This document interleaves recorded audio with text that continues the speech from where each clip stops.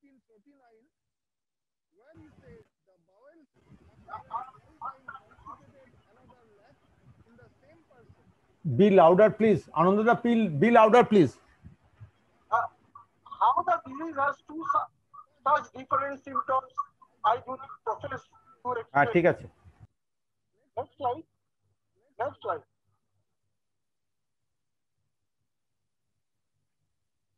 So IBS is an idiopathic clinical entity Characterized by chronic abdominal pain of more than 3 months duration, bloating and other discomfort occurring in association with a disturbed bowel motility in the absence of organic causes that can be detected by routine medical tests. Next slide. So, what are the subtypes of IBS? You all know constipation predominant IBS, where there is hard lumpy stool, more than 25% bowel movement, and loose or watery stool less than 25% of bowel movements. Diarrhea predominant IBS, where there is hard lumpy stool less than 25% bowel movement, and loose watery stool more than 25% bowel movement. And one is a mixed variety, where there is hard lumpy stool more than 25% as well as loose watery stool more than 25%. And one is unsubtyped IBS. Next slide.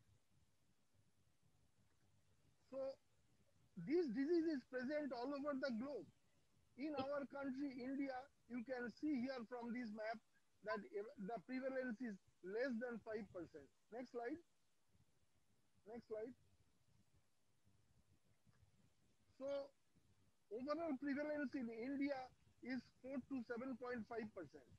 And prevalence of IBS is significantly higher in females than in males, 4.8% versus 3.2%. I have shown the classification of IBS. Here you can see the constipation predominant IBS is 7.5%, whereas diarrhea predominant IBS is 37.5%, and most common is mixed variety, it is around 42.5%. Next slide.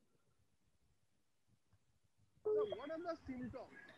Lower abdominal pain, as you all know, 70%, and relief of pain by defecation is 80%. Abdominal fullness is 44%.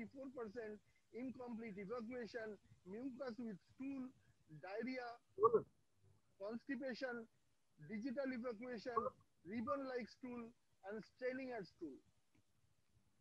Onset of symptoms often occurs during adolescence, with females being more susceptible than males in the development of IBS.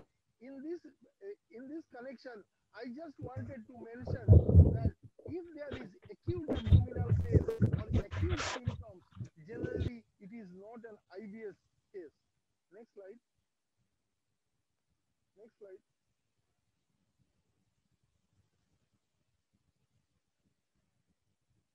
Next. Next slide.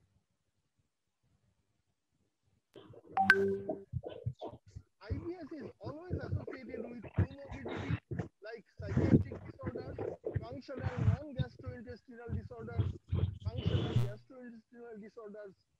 So, regarding psychiatric disorders, depressive somatization, anxiety, these are the problems associated.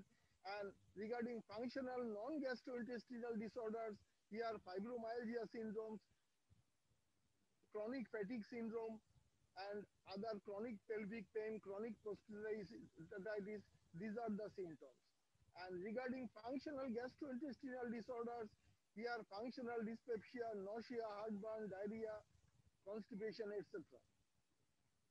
Next slide.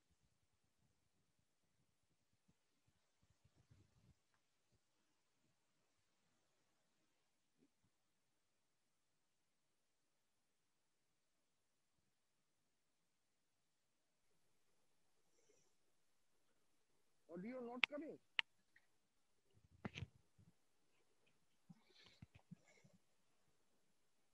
যাচ্ছে আমাকে audio দে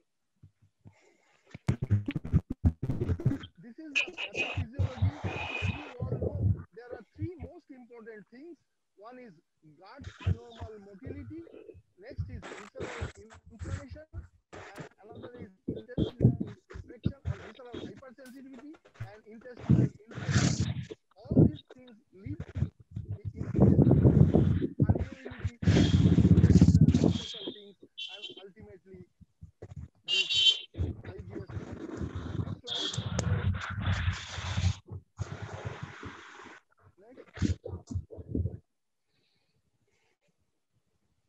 Next slide. Next. Next slide. Next slide.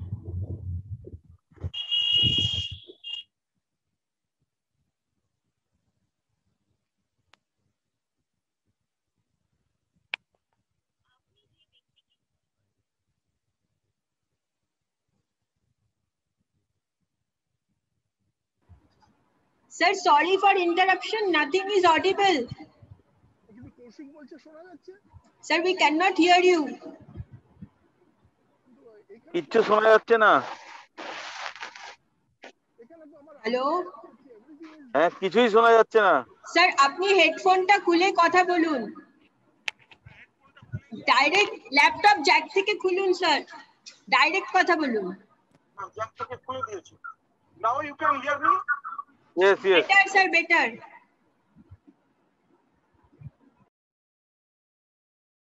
হ্যাঁ বলুন, এবার বলুন।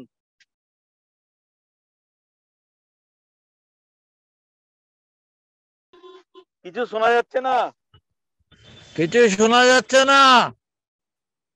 আরে জ্যোতিবা, কিছু ব্যবস্থা কর। তোমার নেট আছে তো? আরে দুর্গাদার হাত না পড়লে এরকমই হয়। জ্যাকটা ল্যাপটপ থেকে খুলে দিন। আরে নেট না থাকলে ছবিটা দেখা যাচ্ছে কি করে? একদম তো ঠিক। Jyotirmada, better to continue. At least we can see the slides. Yeah. Don't Better disturb. to continue. Don't disturb আমরা him. স্লাইডটা পড়ে যাব। একটু জোরে জোরে বলো, আনন্দদা জোরে জোরে বলো। Better not. স্যার, আমি কি তাহলে স্লাইডগুলো একটা একটা করে এগিয়ে দেবো? হ্যাঁ, এগিয়ে দাও। তাহলে আমরা পড়ে নিচ্ছি। আমরা পড়ে নিচ্ছি। কৌশিক, আমরা পড়ে নিচ্ছি। আচ্ছা, তুই এগিয়ে দে, আমরা পড়ে নিচ্ছি। না প্লিজ মিউট ইউরসেলফ। হবে, ভালোই হবে। Let him say. Okay. 3 to 36% of enteric infections lead to new persistent IBS symptoms. And fecal cultures from IBS patient has showed that there is decreased fecal lactobacilli and bifidobacteria concentration and increased facultative bacteria dominated by streptococci and E. coli. Higher counts of anaerobic organisms such as Clostridium. Next slide. Now, GI manifestation in COVID times. As you all know, we are running through the dreaded COVID pandemic time. So, most common symptoms of COVID-19, as you all know, fever, cough, fatigue, shortness of breath, etc. And nowadays, what we are seeing number of patients of COVID presented with loose motion, diarrhea, griping, pain, abdomen. Symptoms are more or less like IBS. So here also 40% of patients manifest gastrointestinal symptoms. GI symptoms can be present even before fever or respiratory symptoms. This is very important and present during clinical progression of the disease. It may be the only manifestation of the viral infection in atypical cases. And what are the symptoms? Nausea, vomiting, burping, heartburn, loose motion, bloating, diarrhea, etc. Next slide. So, effect of stress on IBS patients. Inability to differentiate between IBS symptoms and COVID symptoms. In these stressful conditions, so patients are also very much under stress. Why they are under stress? They are afraid of being infected, afraid of infection in their family members, afraid of loss of income source, and afraid of dying due to the disease. So they are consulting their psychological consultants and also other consultants, and also they are using sedatives and all other antipsychotic drugs.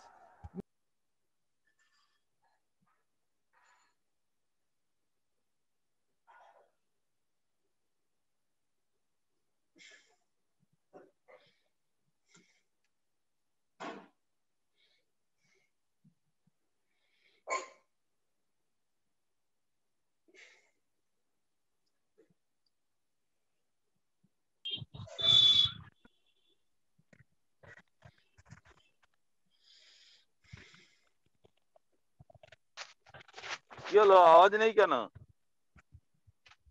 কোনো sound নেই। Slide গুলো Kaushik, slide গুলো এগো না একটু, আমরা পড়ে নিচ্ছি। স্লাইড গুলো এগো, আমরা পড়ে নিচ্ছি স্লাইড গুলো। এখন শুনতে পাচ্ছ? হ্যাঁ শুনতে পাচ্ছি। Next slide. আমি জানি না কি হচ্ছে, এটা কোথায় কি গন্ডগোল হচ্ছে। Influence of COVID-19 pandemic on GI symptoms. As you can see here from this chart, that when functional dyspepsia and IBS is combined, there is overlap of these two problems. The symptoms are much worse. As you can see here from this graph, the incidence is 7.3%. Next slide. Next slide. Now, as you all know, Rome criteria is the main diagnostic criteria. It started with Rome 1, Rome 2, Rome 3, and now Rome 4. Symptom onset of more than 6 months, at least 3 months should be there. And symptom, there is abdominal pain and there is bloating, stool type based on days with abnormal bowel movements. So we follow the Rome 4 criteria. Next slide. Now, approach to diagnosis. Diagnosis of IBS is based on the association of abdominal pain. Previous slide. Diagnosis of IBS is based on the association of abdominal pain with altered bowel habits. Pain is typically worse with eating, associated with a change in stool consistency and improved by bowel movements.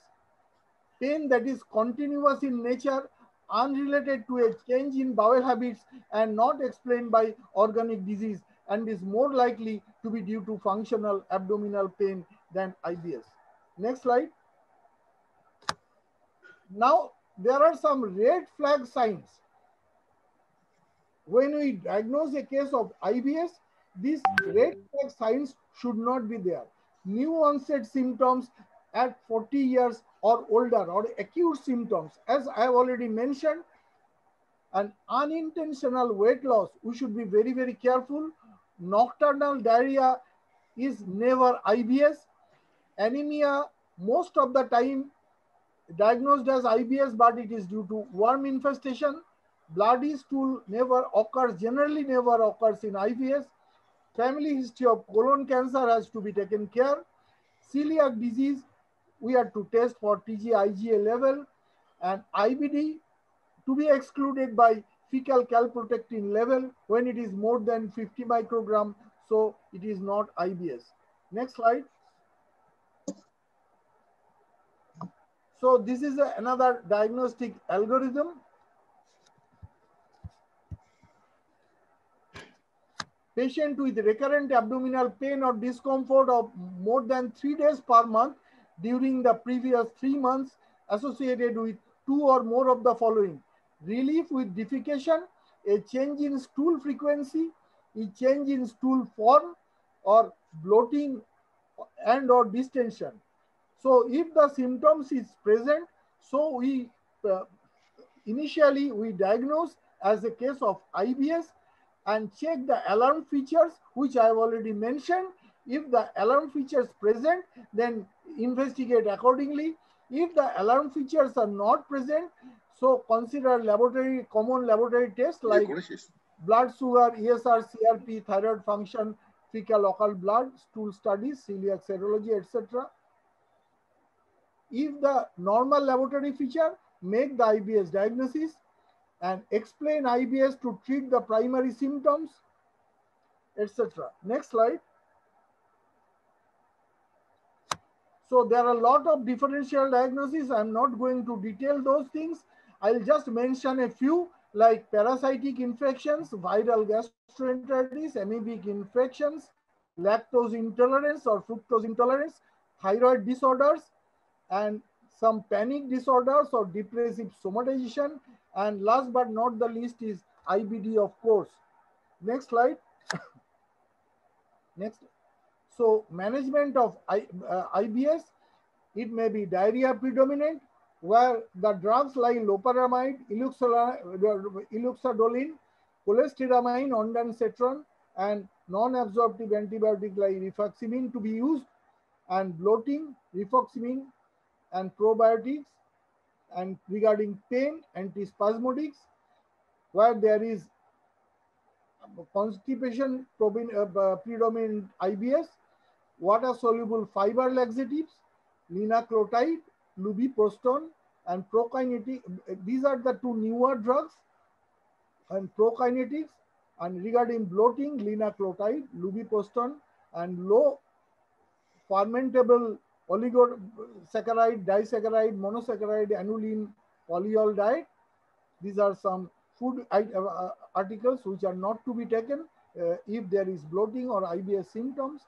And regarding pain, as I already mentioned, that antispasmodics and linaclotide to be used, SSRI often used. And last but not the least is psychological therapy.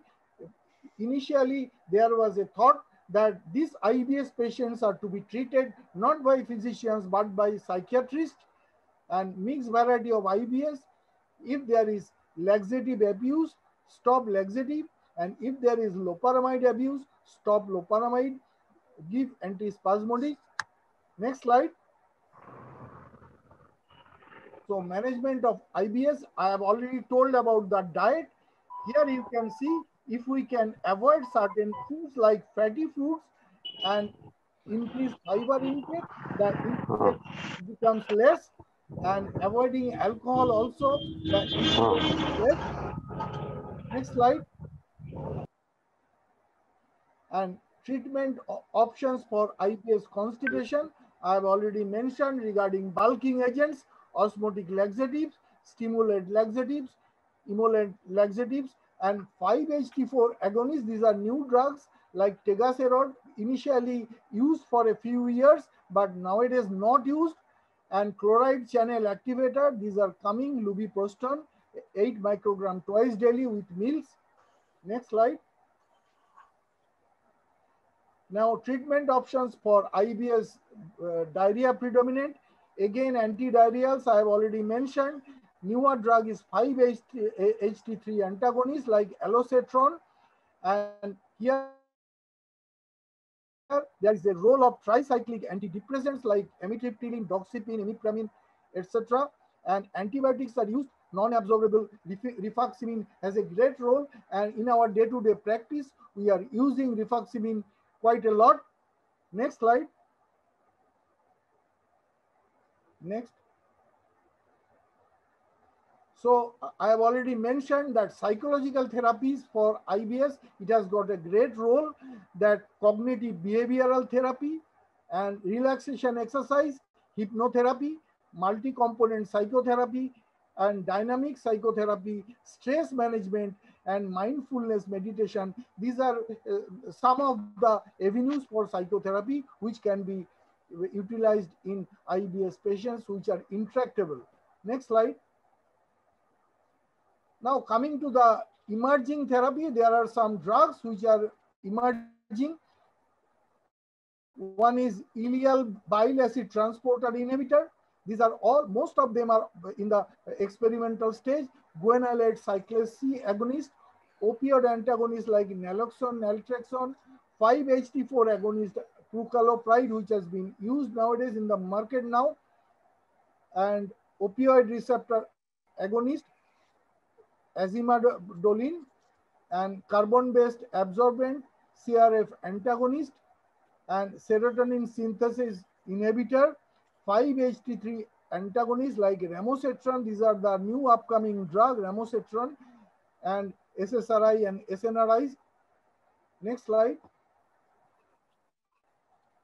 So IBS management in COVID times, impact of pandemic stress on IBS patients is an important issue that should be considered both by clinicians and the patients. IBS patients should be enrolled in supportive psychological health education program to cope with the stressors, including the current pandemic. Next slide. This is my take home. As the COVID-19 pandemic progresses, IBS patients would likely be asked to continue with social distancing practices. Further research on the occupational stress and dietary changes can yield insight on how patients can adapt various stress and diet management strategies in a new working environment. Thank you very much for your patient hearing, because my